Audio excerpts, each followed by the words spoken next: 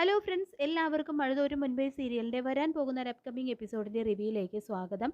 അങ്ങനെ ഭവിതയ്ക്കും രോഹിത്തിനും കമലയുടെ ദ്രോഹം സഹിക്കാൻ കഴിയാതെ തിരിച്ച് ബാലചന്ദ്രൻ്റെ കാല് പിടിച്ചുകൊണ്ട് കടപ്പാട്ടൂരിലേക്ക് തന്നെ കയറേണ്ട ഒരു അവസ്ഥ വരുന്നുണ്ട്. അപ്പോൾ എന്തായാലും ഈ ആഴ്ച നടക്കാനിരിക്കുന്ന ഒരു അടിപൊളി എപ്പിസോഡാണ് പറയാനായിട്ട് പോകുന്നത്. അപ്പോൾ എല്ലാവരും ഈ ഒരു എപ്പിസോഡ് മുഴുവനായിട്ട് കണ്ടുകൊണ്ട് നിങ്ങളുടെ അഭിപ്രായങ്ങളൊക്കെ ഒന്ന് കമൻറ്റ് ചെയ്യണേ.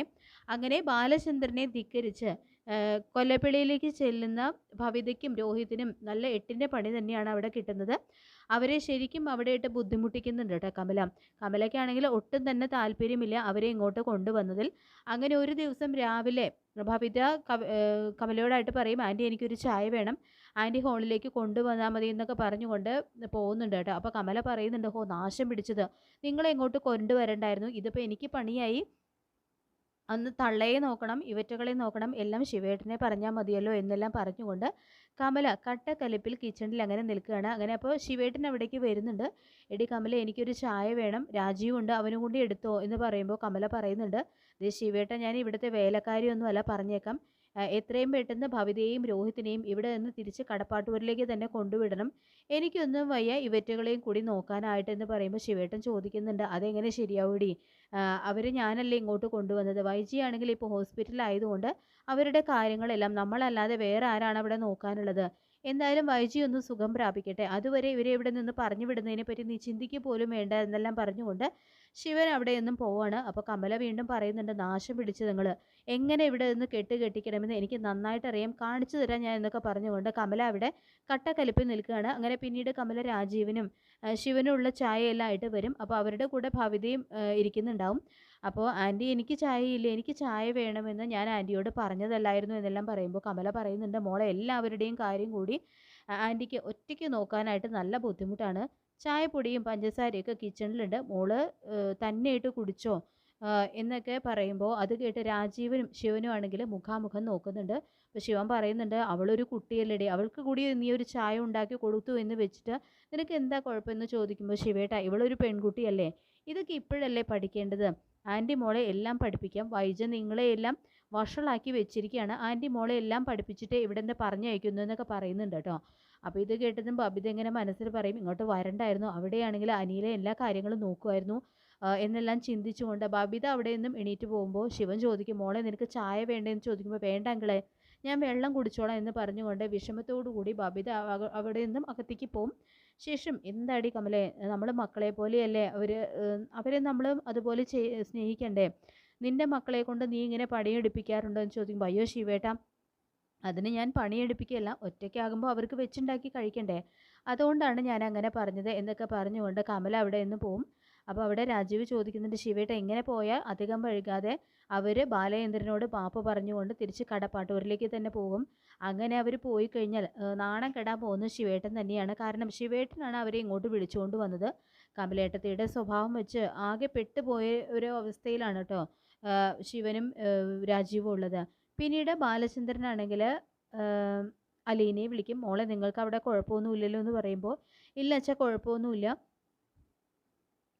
എന്തായാലും ഞാൻ മനുവിനോടൊന്ന് അങ്ങോട്ട് വരാൻ പറഞ്ഞിട്ടുണ്ട് എന്ന് പറയുന്നുണ്ട് കേട്ടോ. അപ്പോൾ ഭവിതയോ രോഹിതോ അച്ഛനെ വിളിച്ചായിരുന്നു എന്ന് ചോദിക്കുമ്പോൾ, ഇല്ല അവരെന്തായാലും വിളിച്ചിട്ടില്ല, 2 ദിവസത്തിനുള്ളിൽ അവർ തിരിച്ച് ഇങ്ങോട്ട് തന്നെ വരും, കമലേട്ടത്തി അവരെ എന്തായാലും അധിക ദിവസം അവിടെ നിർത്തില്ല, അതറിയാവുന്നത് കൊണ്ടല്ലേ അച്ഛൻ അവർ പോകുമ്പോൾ അധികം തടുക്കാതെ നിന്നതെന്ന് പറയുമ്പോൾ അലീന പറയും, എന്നാലും അച്ഛാ ഞാൻ കാരണമല്ലേ എന്ന് പറയുമ്പോൾ, നീ കാരണം ഒന്നും സംഭവിച്ചിട്ടില്ല, നീ വന്നതുകൊണ്ട് മാത്രമാണ് എനിക്കൊരു വിഡ്ഢിവേഷം കെട്ടി ജീവിക്കേണ്ടി വന്നില്ല, ഇനിയും നീ ഇത് പറഞ്ഞാലുണ്ടല്ലോ ഞാനൊരു വീക്ക് വെച്ച് തരും എന്നെല്ലാം പറഞ്ഞുകൊണ്ട് ബാലേന്ദ്രൻ അവിടെ ഫോൺ വയ്ക്കുകയാണ്. പിന്നീട് അതെല്ലാം കഴിഞ്ഞ് രോഹിത്തും ഹരിയും പുറത്ത് പോയിട്ട് രാത്രിയാണ് കേട്ടോ വരുന്നത്.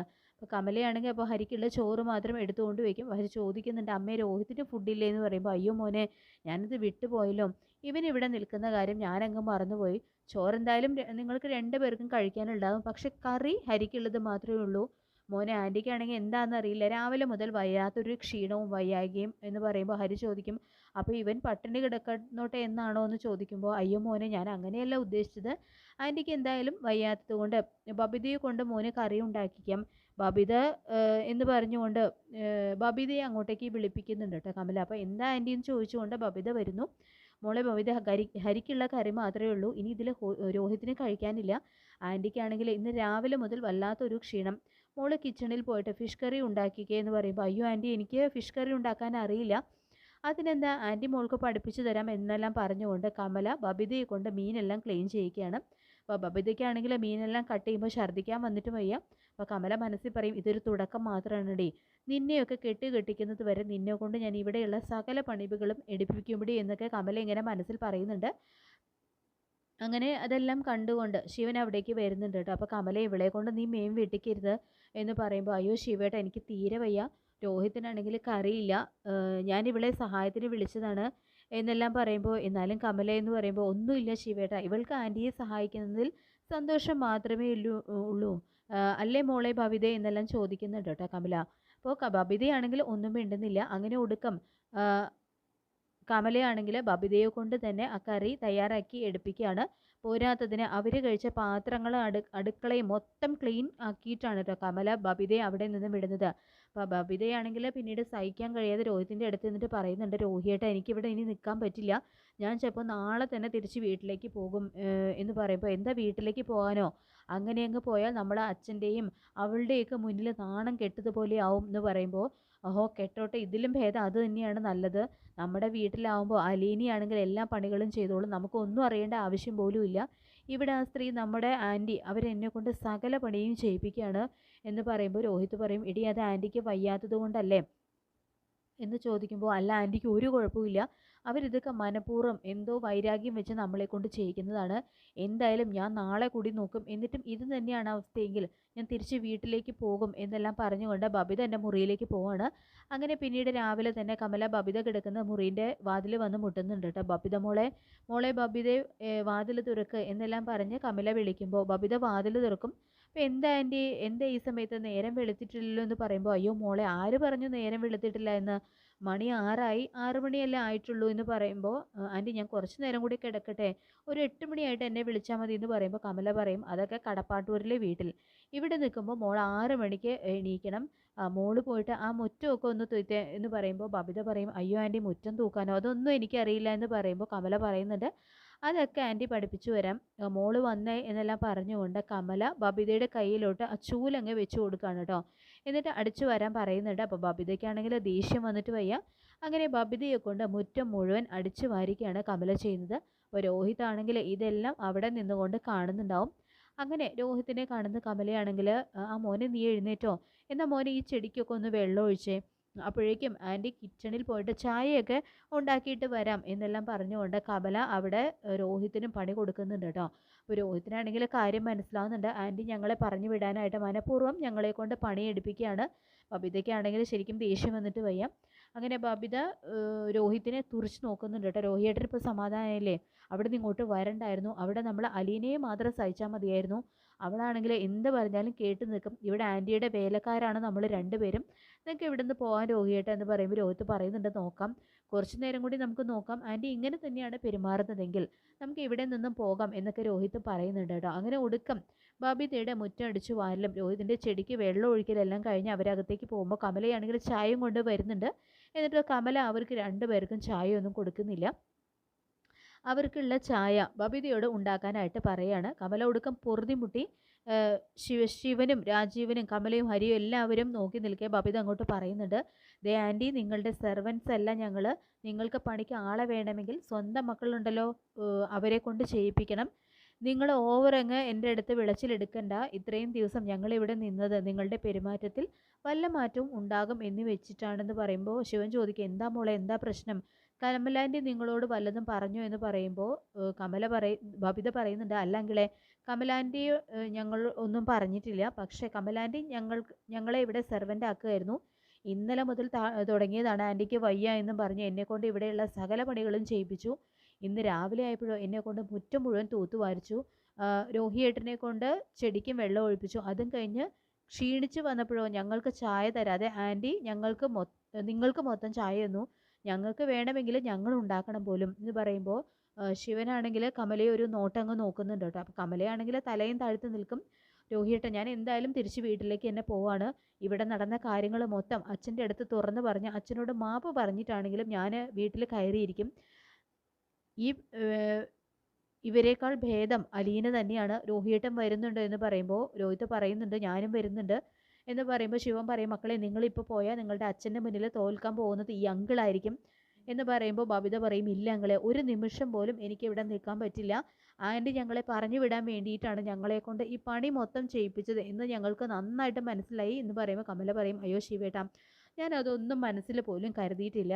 ഞാൻ ഇവരുടെ നല്ല ഭാവിക്ക് വേണ്ടിയിട്ടാണ് ഇവരെ കൊണ്ട് പണിയെടുപ്പിച്ചതെന്ന് പറയുമ്പോൾ ശിവനാണെങ്കിൽ കമലയുടെ കാരണം നോക്കി ഒന്ന് പൊട്ടിക്കുന്നുണ്ട് കേട്ടോ.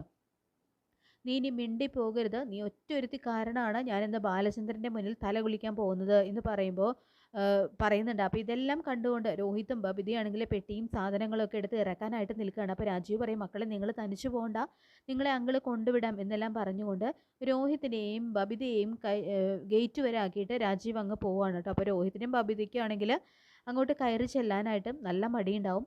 എന്നാലും അവരങ്ങ് പോയി ബെല്ലടിക്കും. അപ്പോൾ അവിടെ വാതിൽ തുറക്കുന്നത് കൃഷ്ണമോളാണ്. അപ്പോൾ അവരെ കാണുന്നതും, അല്ല ഇത് ആരൊക്കെയാണ് ഇവിടുന്ന് ഇറങ്ങിപ്പോയവരല്ലേ, ഇനി ഇങ്ങോട്ട് തിരിച്ചു വരില്ല എന്ന് പറഞ്ഞിട്ട് നിങ്ങളെന്താ വേഗം വന്നത് എന്ന് പറയുമ്പോൾ രോഹിത് പറയും, മാറി നിൽക്കടി എവിടുന്ന് എന്നും പറഞ്ഞുകൊണ്ട് രോഹിത് അകത്തൊക്കെട്ടാക്കി അങ്ങ് കയറുകയാണ്. അപ്പോൾ അവിടെ ബാലചന്ദ്രനും ഉണ്ടാവും കേട്ടോ. അപ്പോൾ അല്ല മക്കളെ, നിങ്ങൾ പോയ പോലെ തന്നെ ഇങ്ങോട്ട് തിരിച്ചു വന്നു എന്ന് ബാലചന്ദ്രൻ ചോദിക്കുന്നുണ്ട്. അമ്മാവൻ്റെയും അമ്മാവന്മാരുടെയും ആൻറ്റിയുടെയൊക്കെ സ്നേഹം നിങ്ങൾക്ക് മതിയായോ എന്നെല്ലാം ബാലചന്ദ്രൻ ചോദിക്കുന്നുണ്ട് കേട്ടോ. അപ്പോൾ ബബിത പറയും, അച്ഛൻ ഞങ്ങൾക്ക് ഇനി അവിടെ നിൽക്കാൻ പറ്റില്ല, ഞങ്ങളെടുത്ത തീരുമാനം തെറ്റായിപ്പോയി എന്ന് പറയുന്നുണ്ട്. അപ്പോൾ അലീനയും അവിടേക്ക് വരുന്നുണ്ട്. അപ്പോൾ ബാലേന്ദ്രൻ ചോദിക്കും, കമലാൻറ്റി നിങ്ങളെ എങ്ങനെയാണ് സൽക്കരിച്ചത് എന്ന് പറയുമ്പോൾ ബബിതയാണെങ്കിൽ അവിടെ നടന്ന കാര്യങ്ങൾ മൊത്തം ബാലചന്ദ്രൻ്റെ അടുത്ത് തുറന്ന് പറയുന്നുണ്ട്. അപ്പോൾ ഇത് കേട്ട് അവിടെ കൃഷ്ണമോളാണെങ്കിൽ പൊട്ടിച്ചിരിക്കുന്നുണ്ട് കേട്ടോ. തുടർന്ന് ബാലേന്ദ്രൻ പറയും, ഇപ്പം മനസ്സിലായില്ലേ അവരുടെയൊക്കെ തനി സ്വഭാവം, അവർക്കൊക്കെ സ്വന്തം കാര്യങ്ങൾ മാത്രമേ ഉള്ളൂ. മക്കളെ, മറ്റുള്ളവരുടെ കുടുംബം തകർക്കാനായിട്ട് നിങ്ങളുടെ അങ്കിളും ആൻറ്റിയും ഒക്കെ ശ്രമിക്കുന്നത് എന്നെല്ലാം പറയുന്നുണ്ട് കേട്ടോ. അപ്പോൾ രോഹിത് ആണെങ്കിൽ ഒന്നും മിണ്ടാതെ നാണം കെട്ട് എല്ലാം കേട്ട് നിൽക്കുന്നുണ്ട്. ഒടുക്കം അവരങ്ങ് അകത്തേക്ക് കയറി പോകാൻ നേരം അലീനയെ ഒന്ന് തുറിച്ച് നോക്കുന്നുണ്ട് കേട്ടോ രോഹിത്. ഇവർ വീണ്ടും വന്നെങ്കിലും അലീനയുടെ അടുത്ത് എപ്പോഴും അടങ്ങാത്ത ഒരു ദേഷ്യം തന്നെയായിരിക്കും. അലീനയെ ഒന്ന് തുറിച്ച് നോക്കിക്കൊണ്ടാണ് അവർ മുറിയിലേക്ക് പോകുന്നത്. എന്തായാലും ഇതോടുകൂടി കമലയുടെ തനി സ്വഭാവം മനസ്സിലാക്കിയിരിക്കുകയാണ് രോഹിതും ബബിതയും. കമല അടിച്ചു പുറത്താക്കുന്നതിന് മുൻപേ കമലയുടെ അടുത്ത് 4 വർത്തമാനം പറഞ്ഞുകൊണ്ട് അവരായിട്ട് ഇറങ്ങി വന്നിരിക്കുകയാണ്. അപ്പോൾ എന്തായാലും മഴതോരും മുൻപേ സീരിയലിൻ്റെ വരാൻ പോകുന്ന നല്ലൊരു എപ്പിസോഡ് തന്നെ, നല്ല എപ്പിസോഡുകളാണ്. അപ്പോൾ ഇതൊക്കെ അപ്പോൾ ഈ ഒരു റിവ്യൂ നിങ്ങൾക്ക് ഇഷ്ടമായിട്ടുണ്ടെങ്കിൽ ലൈക്ക് ചെയ്യുക, ചാനൽ കൂടി ഒന്ന് സബ്സ്ക്രൈബ് ചെയ്യുക. താങ്ക്